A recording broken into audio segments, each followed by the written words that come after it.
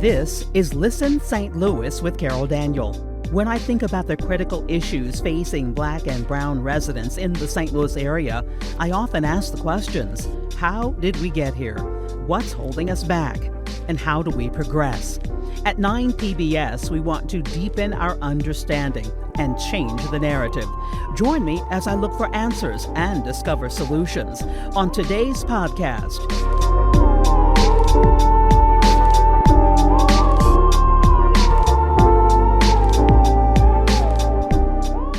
Welcome to part 2 of our discussion on Black History Month, a celebration created by historian Dr. Carter G. Woodson and launched as Negro History Week in February of 1926. The teaching of Black history is being met with resistance as to how it is taught and if it should be taught at all. We continue our conversation on Listen St. Louis with two historians from the University of Missouri St. Louis who describe how and why we remember history at all. We are joined by Reverend Dr. Priscilla Dowden-White, Associate Professor of History and Director of the African and African American Diaspora Studies Certificate at the University of Missouri St. Louis. She is also an itinerant elder in the African Methodist Episcopal Church, where she serves as pastor of Bethel AME in Paynesville, Missouri. Also with us, Dr. Jerome E. Morris, the E. Desmond Lee Endowed Professor of Urban Education at UMSL. He serves as the Principal Investigator and Director of the Center for Communally Bonded Research. Listen St. Louis with Carol Daniel is supported in part by Midwest Bank Center, the Betsy and Thomas Patterson Foundation, and Orvin and Latrice Kimbrough. Talk to me about, because you mentioned critical race theory. First of all, can we again say what it is? And then, and I by that not the three of us again say, but it has been stated and restated in every publication, every conversation. There is a sense of an attempt to tell us what it really is. It has been now used as a political tool to gin up anger about a variety of things and to turn out conservative voters. That's just the fact.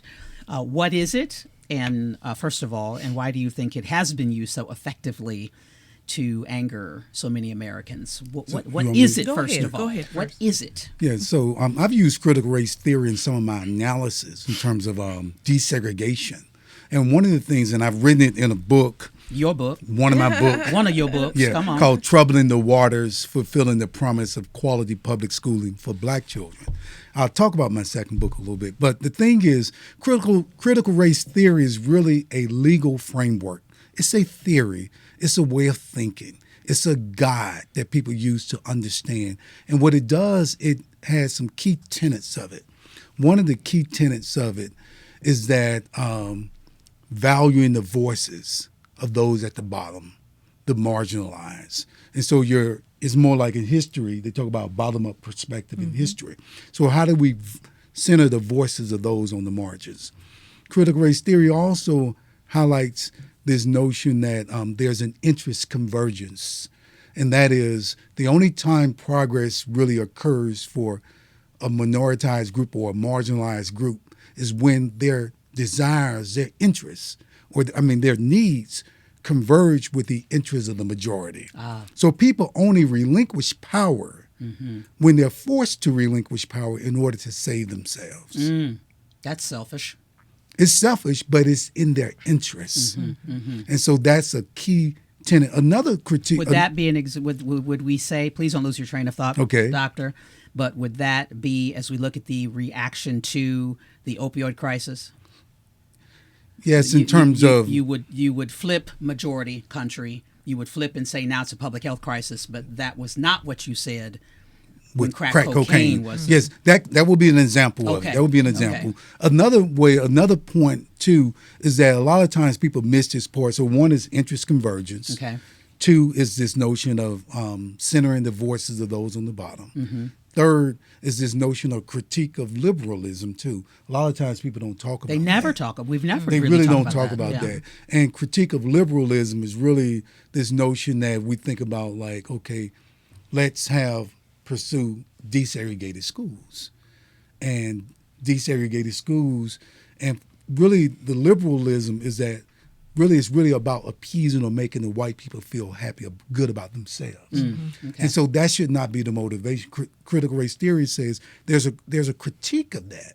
And its critique is that the goal should not be about comforting white people, making them feel good about that they're not racist, but it should be about improving the lives of black children. Black people. Period. So it has that critique of liberalism too. So a lot of people don't get into that one, but the main one often people hear is this interest convergence. That for example, let me give a clear example here.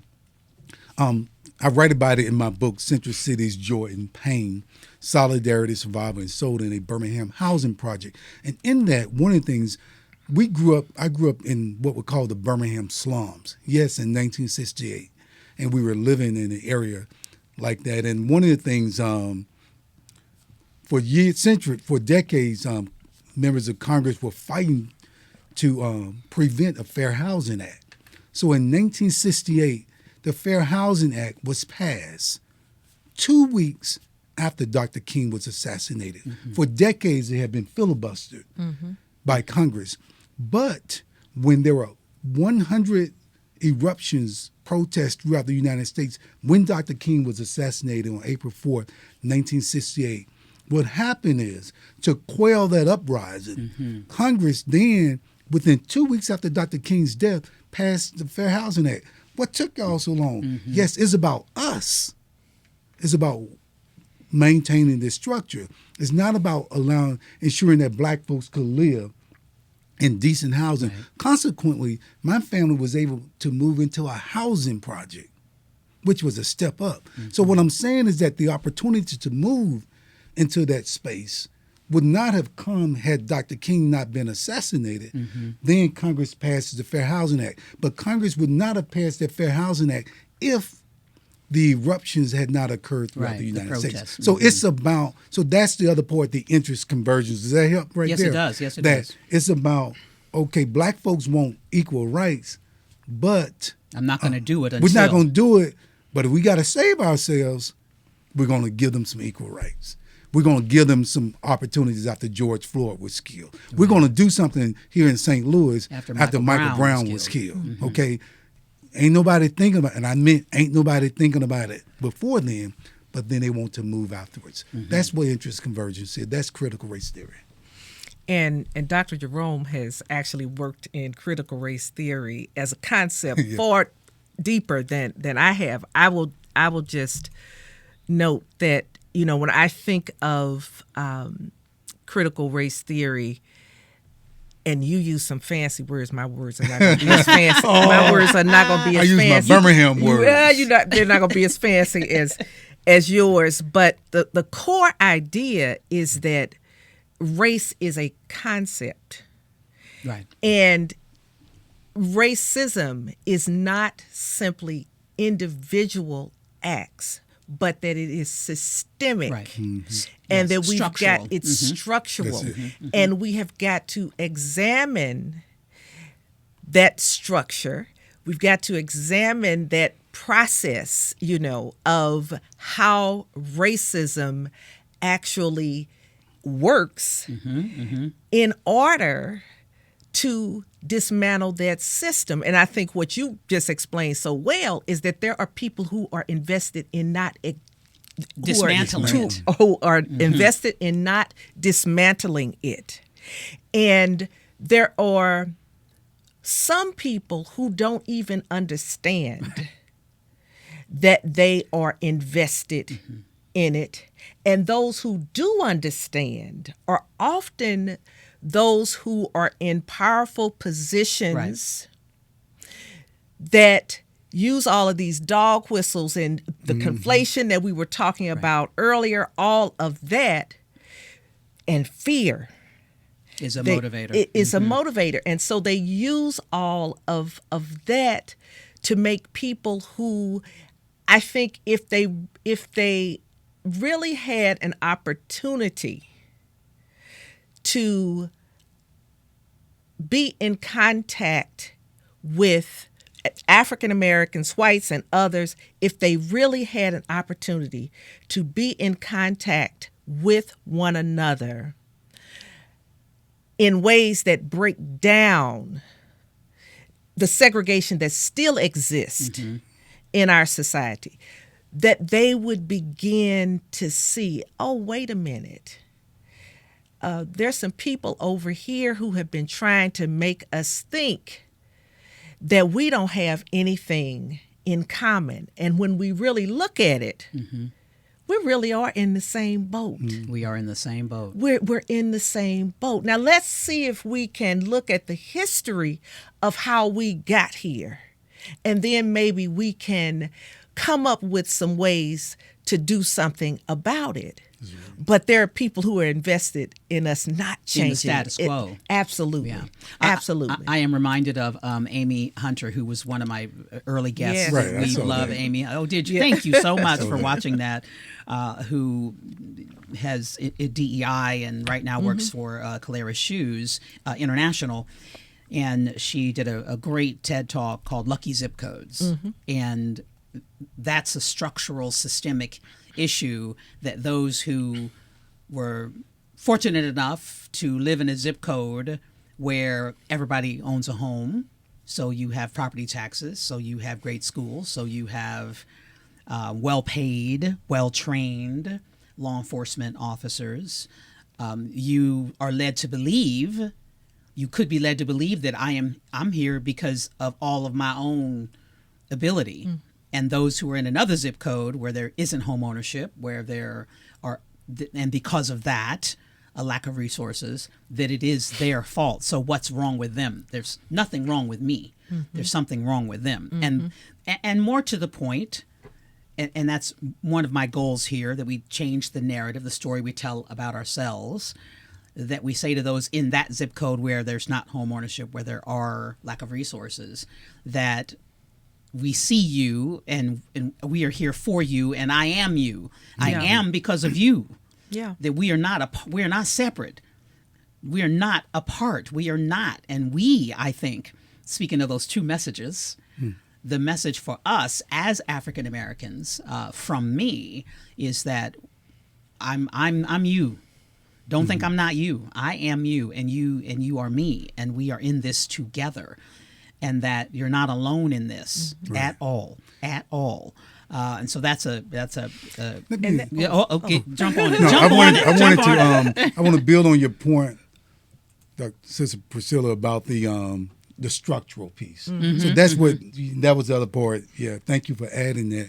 Yeah, it is about structure, and there are very deep concepts. This is why we know you shouldn't. Nobody's teaching critical race theory in elementary school or middle school. We're talking about this in PhD programs and in law school. So really, the whole conversation about I don't want CRT taught in my child's school, that kind of concept, that's not even an issue. It's almost like a red herring. Yeah, they're just trying to get people all excited. Yeah. And so we want to establish that for everybody, that it's not taught there. The other part, too, what you got at, too, Carol, was this notion of how do we get our people to not internalize their predicament as a failure on their part without understanding the structural piece. Right. And so that's what I was hearing when you mentioned the zip code. That's exactly where I was going. So where that is going is that that's what we have to do. And one of the things, and fortuitously, I guess, I'm going back to the book. The first chapter of my book is called The Poor Zip Code in America. And I set it up like that.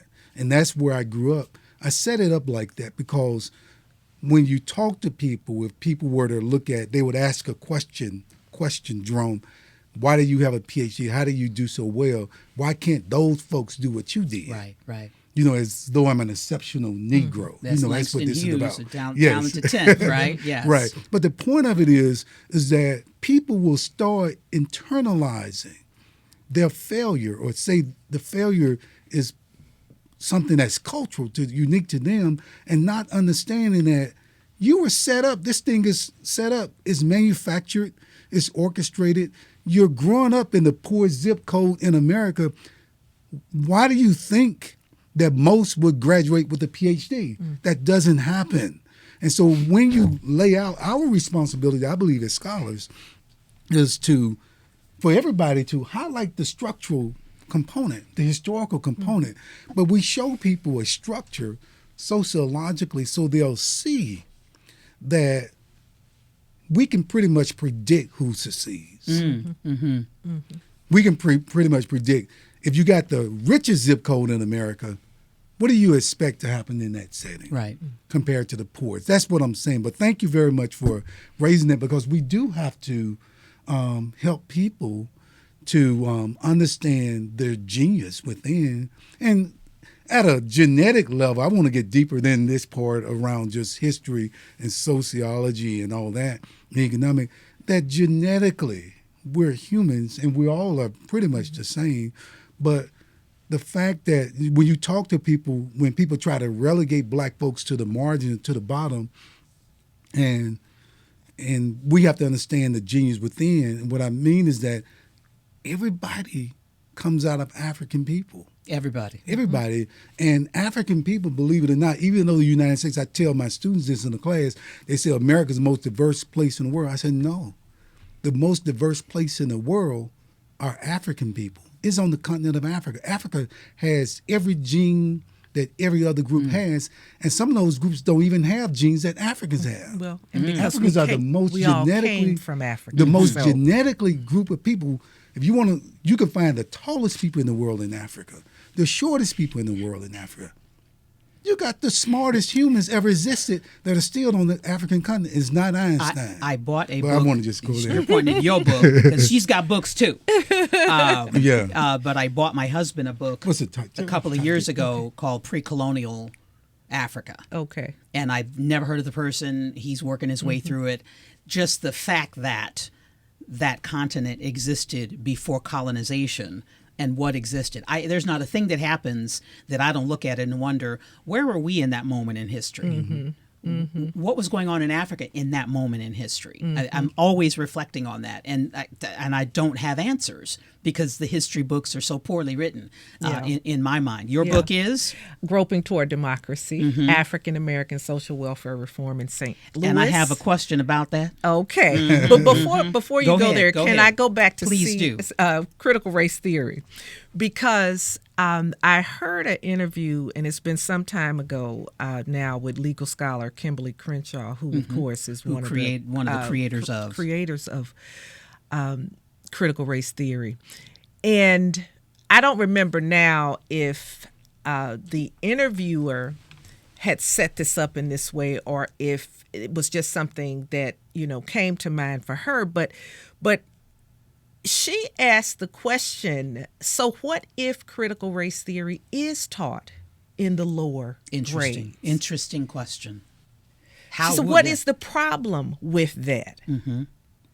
What is the problem with it? I agree that, at the level of sophistication that Dr. Jerome is teaching critical race theory, grade schoolers, middle schoolers, and even high schoolers, not going to get they're not going to get that, that sophisticated framework maybe. But the fact of the matter is, when we teach American history the way that it should be taught, with African Americans, again, not at the margin, but in the central but central to African American history, American history, and the American experience, you're going to be teaching history even at some of those lower grades that we use in critical race theory. There's no way to get around that. And I would say, well, there's no problem with that. We talk about critical race theory as if it's something bad. Absolutely, they do.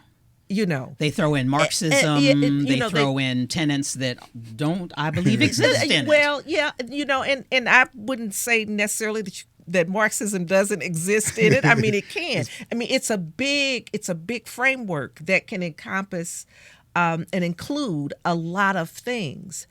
But again, I just kind of want to, push back on this notion that it is problematic. Right. And what is the piece about it that touches up against Marxism?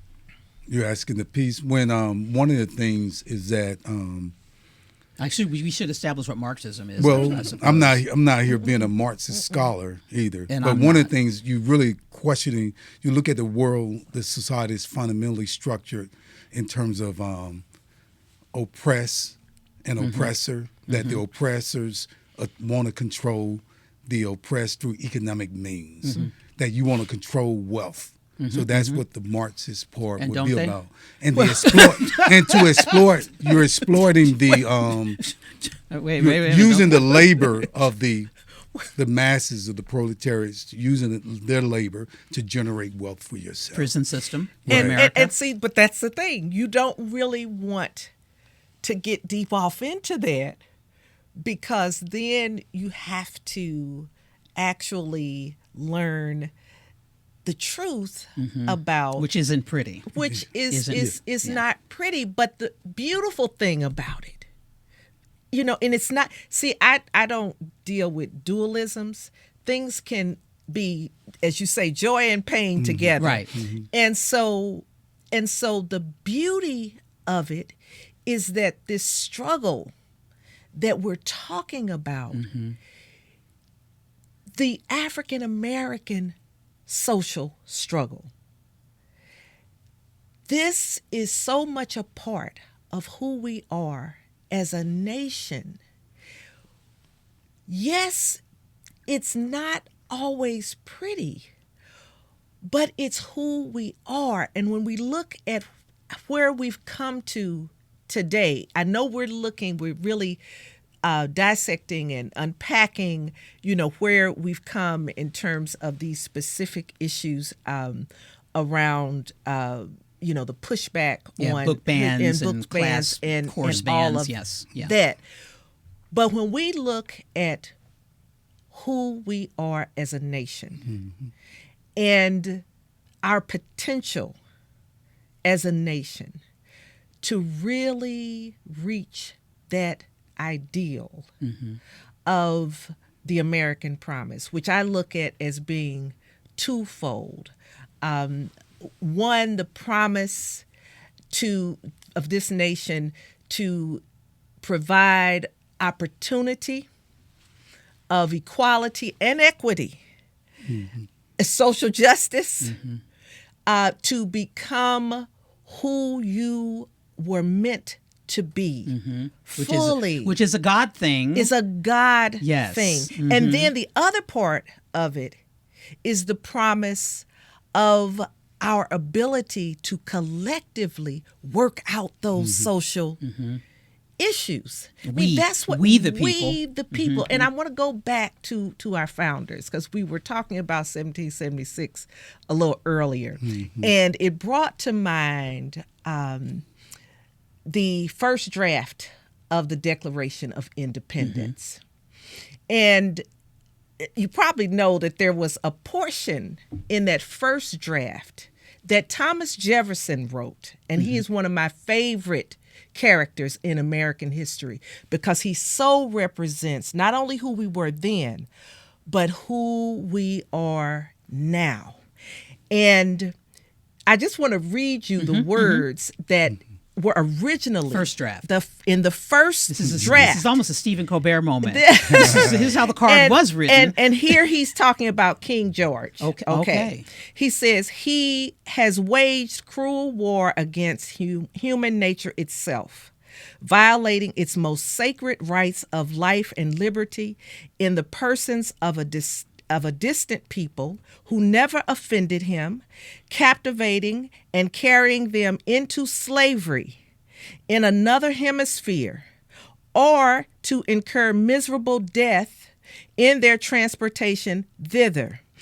This piratical warfare and opium of infidel powers is the warfare of the Christian king of Great Britain, determined to keep open a market where men should be bought and sold.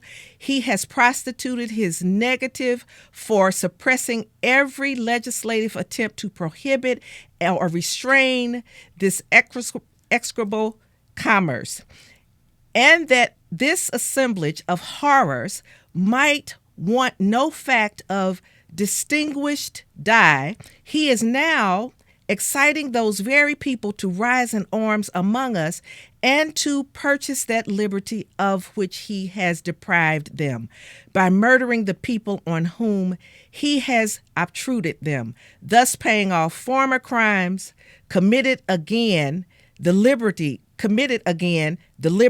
of one people with crimes which he urges them to commit against the lives of another.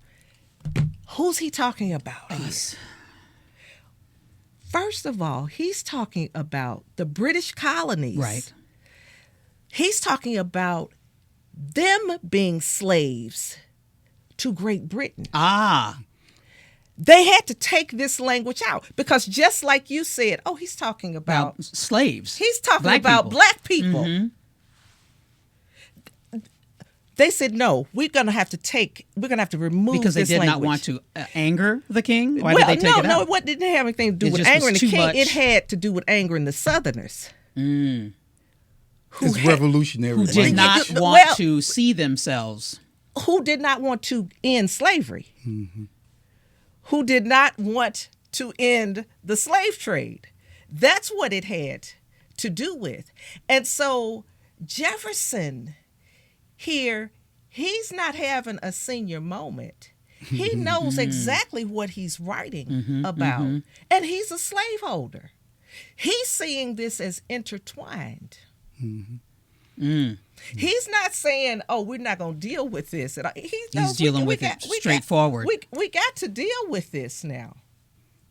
Wow. And that's the part, though, too. You had raised a point about critical race theory, and I don't want to conflate that with Marxism, But one of the things when you read about this people owning people, and what that brings me to think about is this whole thing of racial capitalism. So there's a scholar named Cedric Robinson. Mm-hmm. He talks about this notion of racial capitalism. I talked about it earlier in the sense of how humans became racialized. And humans were not racialized as we think of ourselves. It was mostly language and ethnicity is how the world, humans have operated. But this notion we're going to make these people a certain race, then you create a so-called different race, and then this notion that one is superior and the other is inferior. You. Mm-hmm. Then the third, that's a superior, should rule over the so-called inferior, and then that the inferior should generate wealth for the superior. So hence using black bodies to use as startup capital to generate wealth. And that's the part where the capital piece in terms of capitalism and notions of exploitation of people comes into a critical race theory framework. And so understanding what you just read to us, the pushback is the same pushback we see today when I try to say, when parts of the political realm try to say to other parts of the political realm that, yes, we need to talk about who you are, how we've behaved as a country, who's being hurt by it. That draft there's an attempt to take it out. Yeah. What Jefferson was saying to angering the Southerners, we are angering them again. Yeah, and he's a Southerner, so right? So it's not like he's not one of them. He has an investment in this too, but he is pointing out the fact, and he says it in here. He is talking about King George, and he is saying that he is making us slaves. Now, what you and I, we are smart enough to know that you cannot, a group cannot enslave one group without becoming slaves themselves. And when we read some of Thomas Jefferson's notes on Native Virginia, we see that he clearly understood that. And he also understood that slavery was going to end. And he said in his notes on Native Virginia that, when it ends, we're going to have to do something with these people, because woe if there's a God. We're going to have to pay for what we have done. The reparations, hello. And he was speaking not only of reparations, but when he says we're going to have to pay for what we have done, he spelled out what we have done to them, they're going to do to us, more than likely. And so that's why he was an advocate for the American colonization movement. He was a major advocate for colonization. Maybe explain that for the audience in terms of the notion of sending African people back, Black Americans back to Africa. That's why you can explain it to them. Yeah, because and there were a number of parts to this colonization movement. There was a Black nationalist part, right, to the colonization movement, but the larger part of the movement was a campaign to get rid of African Americans after slavery ends, and some were pushing, before slavery ended, to get rid of them because there was an understanding that the issues that we are still dealing with today were going to be present, that we were still going to have this struggle of how we are going to live together in this society that we have created, where distrust. How do we come out of brutality and live together? How do we come out of brutality and live together? And let me add to that. In the American Colonization Society, they wanted only the free Black people to leave, not the ones who were enslaved. They want to keep making their money. Yeah, but let's send off the free Negroes, the ones who aren't enslaved. Let's send them back to Africa. That kind of notion. So that's a very fascinating period of American society. A lot of people don't know that the country of Liberia was founded by Black American people who were here, who went back to Africa. So this is nothing new. This happened almost a couple hundred years ago. Right. So Africans did go back and created this country called Liberia with the blessings from the United States too. So you got all that happening. Doctor,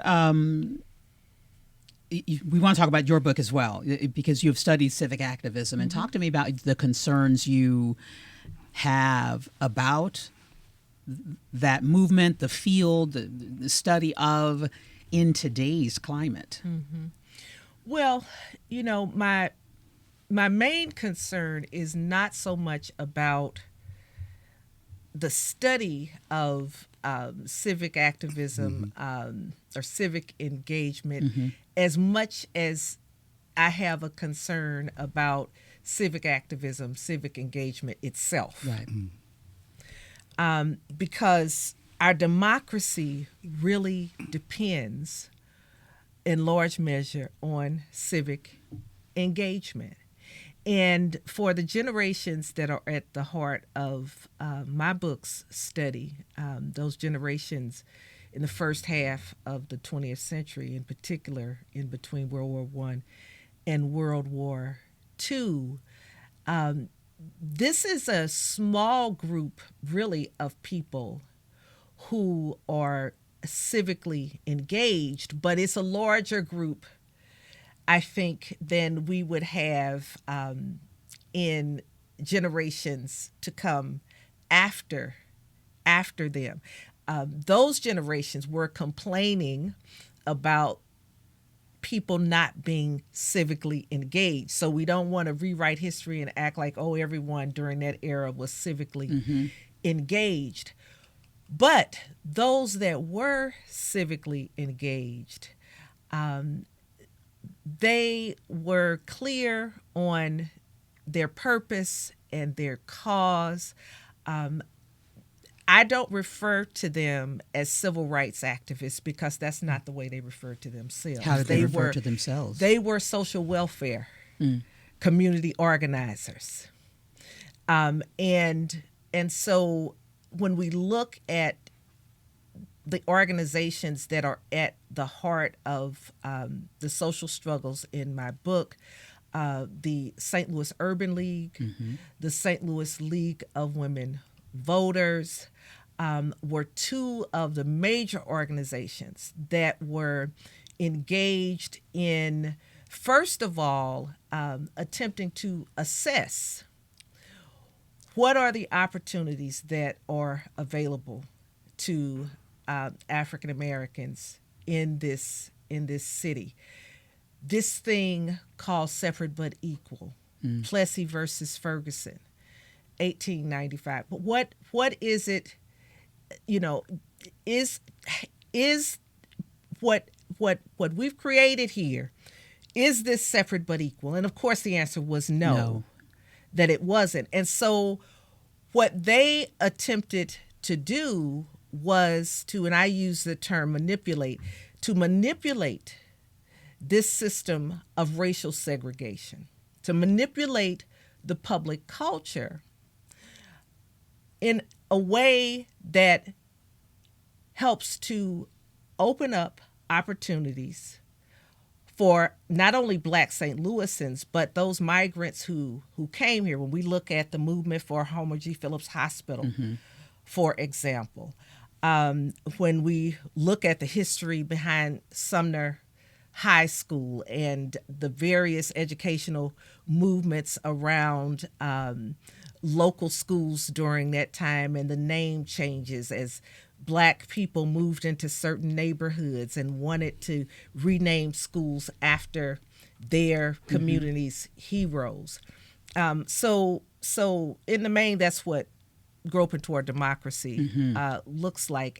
And they saw themselves as being critical as civic activists, as social welfare community organizers in this movement to create democracy and make it real. I have to say, I was always so amazed, put off, suspicious, even upset when there were attempts to denigrate former President Barack Obama's work as a community organizer, to demean it, to diminish it, because that was at the heart of how he got to the White House.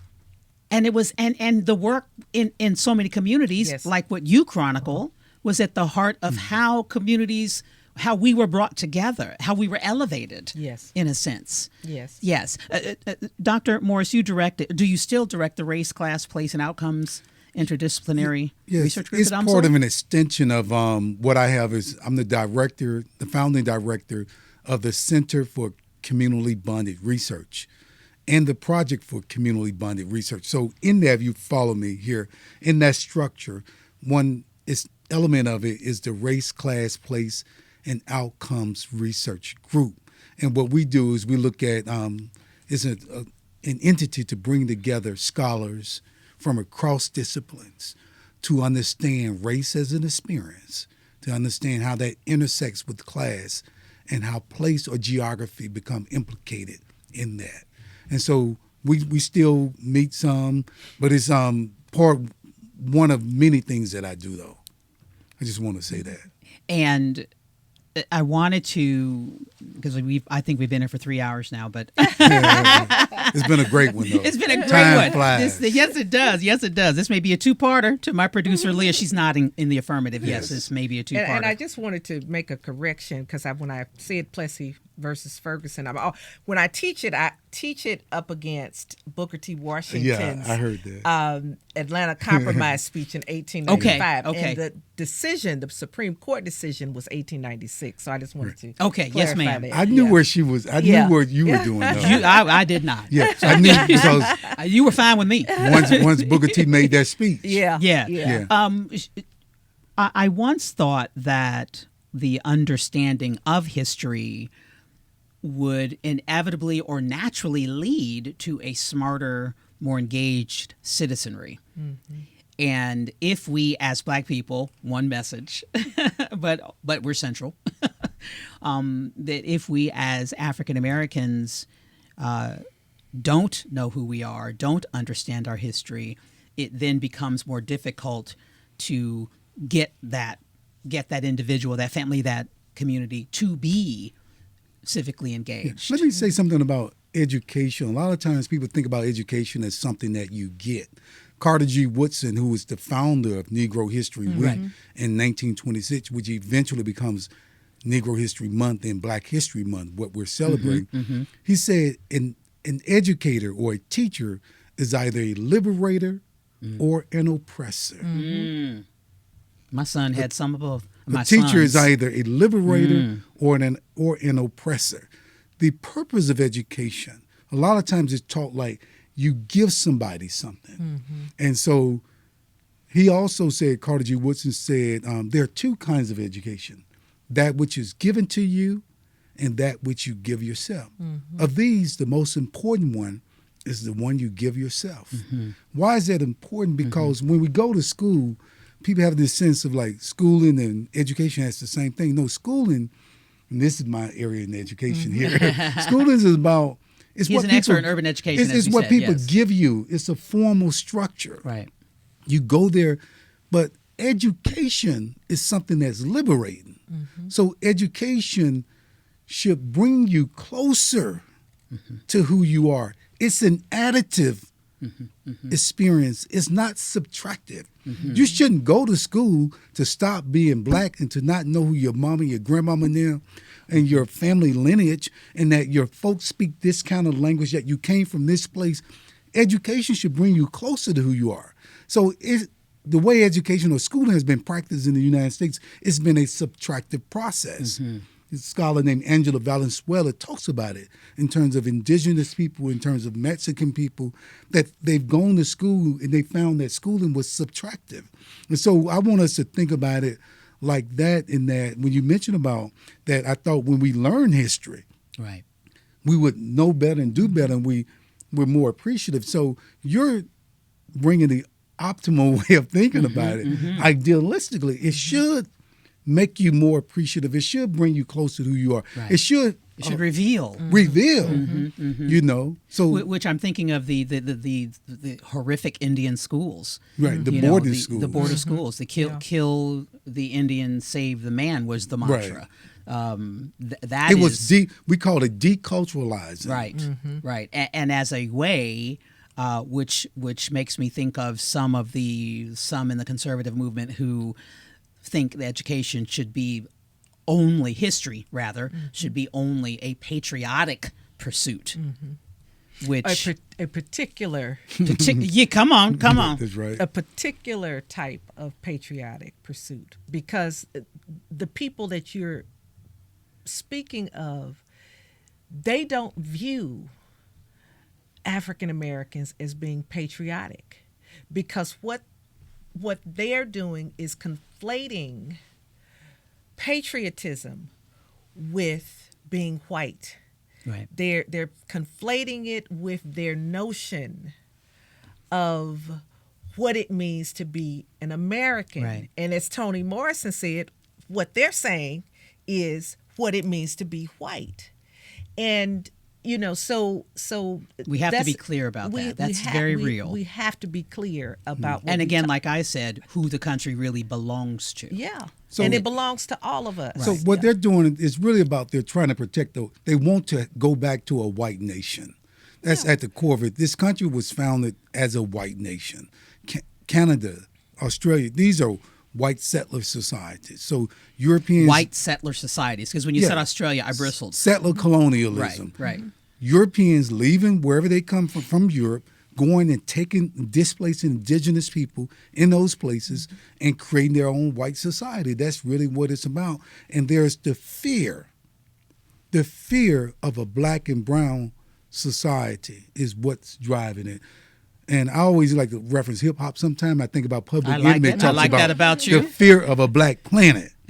But it's really the fear of a black and brown nation. So that's really, they're trying to hold on to something. Right. And they're struggling to try to hold on to it. There is a part of me, and I am not a historian, clearly. I am a journalist, but I am a mother. You're a scholar, too. Well, God bless you. But there's a part of me that I do not want to assuage those fears. I don't want to spend much time trying to make you less fearful. I want to spend more time trying to make others more powerful. Right. Does that make sense? Oh, it totally makes sense in a sense. And that's one of the things I try to think about, like when I speak, when I do the research that I do, is not necessarily, well, there's trauma. You know, people have had experiences. But the other thing, too, is how do we as humans, as black people who are humans, how do we say a liberating message to our people? How do we heal ourselves? Right. How do we ensure our success? How do we? So sometimes there can be a multiple focus. But part of what I try to do when I write, that's why I say begin with joy and pain. And I wrote an article years ago called Central Cities. It's called "Can Anything Good Come from Nazareth?" Oh, kind wow. of building on. Talk to the preacher over here. Yeah, I know. But I use that Nazareth as a metaphor for black communities, inner city communities. And Jesus came out of Nazareth. You know, people said nothing good could come from there. And one of the disciples said, "Come and see, let me show you here." There's something great came out of Nazareth. And similarly, the thing is that I'm looking for, and the work that I do is about the greatness that comes from these places that no one expects. And how do we write, and what is our role as scholars, researchers, to center that piece so that that's what I'm getting at. That's the way I try to think about it. I like it. Yeah. And you know, we didn't even get to how religion fits well, we in. can because our producers already said it's a two-parter. So let's do that, and then I want you to leave us, and then we'll leave with a final message about the relevance of Black History Month, why it is still relevant. So well, you know, frame Jerome, religion in this entire discussion. As you were talking about, you know, what good can come out of Nazareth, and when we think about the gospel of Jesus Christ and how it is currently being distorted in our society today. It is related, it's an integral part of really what we've been talking about here, because many of the people who are pushing back on African American history in the classrooms, in the libraries, in our public spaces, culture, our public spaces, also are pushing a version of Christianity that I don't even like to refer to it as Christianity, but in their minds, and I do believe in some of their hearts, they see it as Christianity. But when we think about who Jesus Christ was, and we talk about social justice, I can't think of anyone who was more engaged. Who was more engaged in social justice than Jesus. And so, you know, I just think we have to lift up that piece about religion and how it's being misused in our society, because there are people who are actually using religion to support their arguments for why we shouldn't have Black history. Mm-hmm. Well, we have to remember the Klan was a religious organization too. The Ku Klux Klan. So, religion gets used. And so the part about how do we take, that spiritual piece in it, and how do we incorporate that? I always think about when you mention Jesus Christ, and that Jesus' focus was the least of these. Am I correct? Absolutely. Am I correct? Absolutely. Other than when he was angry. When he was angry. And he was still focused on the least of these. Mm-hmm. As a way to protect and elevate and heal. Yeah. And he was still focused on them. Right. So that's what critical race theory is. It's a Jesus Christ philosophy. Well, now. Oh, wow. Wow. We both leaned on that one.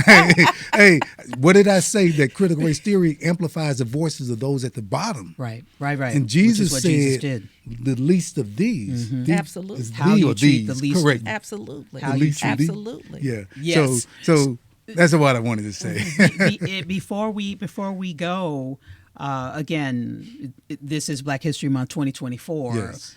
Under attack, under assault, Black history, the teaching of, the ingestion of, the prevalence of, the featuring of, the centering of, under attack. Why is Black History Month? Why it's still relevant? I just have to ask the obvious question and get your message, your sense of that.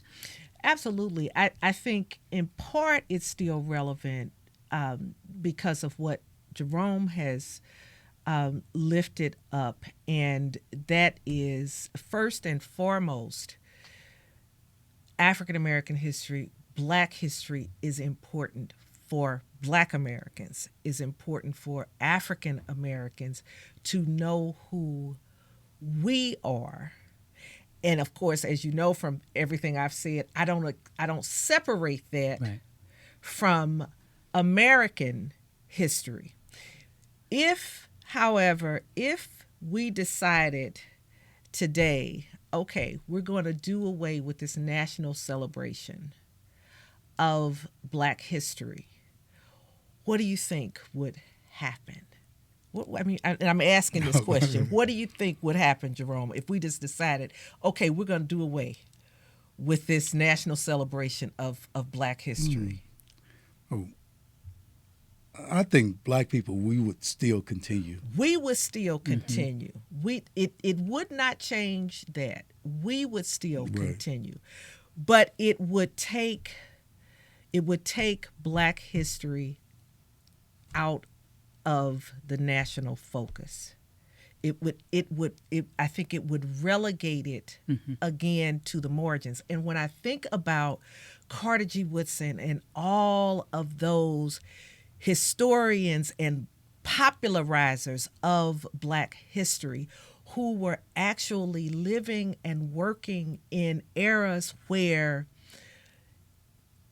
the nation was not recognizing. That's why when we talk about Carter G. Woodson, that's why he said we have to have a Negro History Week. As you said, that became a month. And the reason why it's in February is because it's between those two presidents' birthdays. It's not because it's the shortest month of the year, but he thought it was so important in American history to this story of who America is, that we must bring it to the national stage, and he was committed to that. He was committed to that, thankfully. And he was committed to children. He wanted Black children to know that history. That was part of it. So he had he went and created books to ensure that it would be taught. It wasn't at the college level. It was in the K through 12. It was in the schools.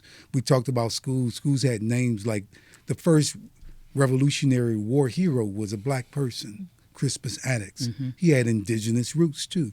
But so you have Crispus Attucks. Then then we had schools, Black children going to schools with names like that. A Sojourner Truth, a Harriet Tubman, a Du Bois, a Frederick Douglass. We had George Washington Carver. These were the schools where Black children were taught too. And so the potential for that to occur was much greater then than it is now. So we need it even more today. Absolutely. We need to double down. We need to up the ante. We need to increase exponentially the knowledge our young people have themselves. Yeah. I recall reading, Dr. Morris, that when Carter G. Woodson first founded Negro History Week, that Black history clubs were created around the nation. Absolutely. And we have the local clubs here. We haven't mentioned the name Julia Davis. Julia Davis Library. And Julia Davis was, just and I'm trying to even think of a word that really captivates encompasses who she was in terms of promoting Black history and getting it into the schools. And those local Black history clubs were extremely instrumental in fostering the history of Black Americans. This is why it's important to have those clubs like that, and this is why Black K through 12 schools were so crucial. And they're being closed left and right all over the country. And so these clubs and the schools, Black institutions, were crucial. Not just HBCUs. I'm talking about kindergarten through 12. Elementary, middle. Those schools have been closed, and we see that happening all over the country. One other thing, we'd be remiss if we didn't say this. Thank you for mentioning Julia Davis, but also the Association for the Study of African American Life and History, the organization that Dr. Carter G. Woodson started, Association for the Study of Negro History at first. Then it becomes the Association for the Study of African American Life in History later, commonly called ASALH. And so that's the organization that still exists and is a vibrant organization. And it was really, when he started it as the Association for the Study of Negro, it was Negro Life and History. Life. Even in the very beginning.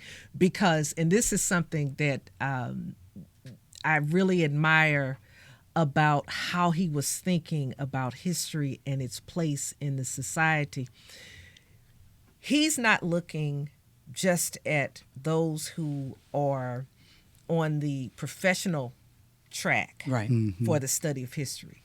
This whole life piece. It's central to who you are as a citizen. Well, yes, but it brings in, it's really unique in terms of organizations, the way he conceptualized this, because we belong to professional organizations, and ASALH is a professional organization, but because of the life piece, it always included people who were not professional historians. It always included people who were mail carriers and domestic workers and, whomever. Who love history. Who just love history. And he brought those groups together, and that exchange. That's the beauty of it. Yeah, that's the beauty of it. And we're going away now. But there's one thing that you said, that there's a sense that we are not patriotic, and there is also a sense that we don't care about our history, that we are largely ignorant of it, but that's also clearly not true given the growth of those who are now calling themselves genealogy experts. They're studying their own, more Black people, because of 23andMe, because of Ancestry.com, are now, for the first time, able to study beyond just their grandmother, their grandfather. Absolutely. And so you see a new level of interest in personal history, which then is collective history. So not only are we patriotic, but we care about our history, who we do want to know, who we are and where we've come from. And that then builds true character, true strength as a nation. Thank you so much. Amen. Amen. Amen, said the preacher. Amen, said the scholar. Thank you so much. Thank you very much. Doctors in the house. We could go on and on and on, because it's such a rich It's such a rich topic. I so appreciate you coming in and being with me I want to today. thank you, Carol, for having us, and thank you, Priscilla, for being here with me and for us doing this collectively. Absolutely. Me as well. Thank you. Yeah, thank you. Thank you. And thank you for joining us on another episode of Listen St. Louis with Carol Daniel. We will be back next week with more. Don't forget to subscribe. Don't forget to share. Thank you very much. And leave a comment, by the way. Have a great day.